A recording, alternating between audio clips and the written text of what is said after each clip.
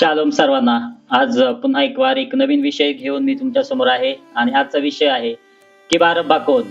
लुक्षुभवर्तमान याचा 23वा अध्याय आणि 18 वचनापासून पुढे जर तुम्ही वाचलं 25व्या वचनापर्यंत तुम्हाला समजेल की बारब्बा कोण आहे. 4 शुभवर्तमानात या व्यक्तीचा उल्लेख केलेला आपल्याला पाहावयास आढळेल.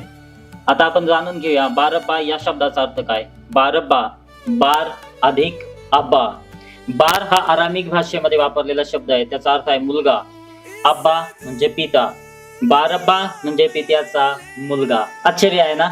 येशू ख्रिस्त जो परमेश्वराचा मुलगा आहे, जो परमेश्वराचा पुत्र आहे, तो एका बाजूला आहे आणि हा बारब्बा एका बाजूला आहे. आपल्याला पाहावयास मिळतं की बारब्बा हा पापी, दोषी, बंडखोर, देवाचा मुलगा प्रभू येशू ख्रिस्त, कुठलाही पाप न केलेला असा त्या ठिकाणी उभा होता आणि जनसमुदाय, लोक आरडाओरडा करून म्हणत होते की प्रभू येशू ख्रिस्तानावर स्तंभावर खिळा आणि बारब्बाला आमच्यासाठी सोडा.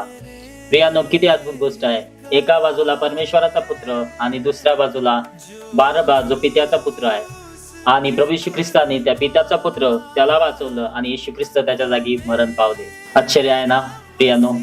आपणही बारब्बा होतो.